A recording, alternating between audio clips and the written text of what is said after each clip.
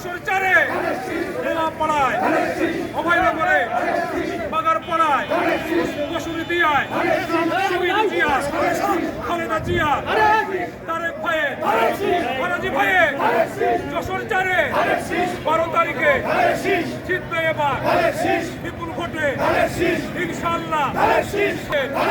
কৃষক ভাইদের শ্রমিক ভাইদের 12 তারিখে বিপুল ভোটে যশোর চারে জিতবে এবার ইনশাআল্লাহ।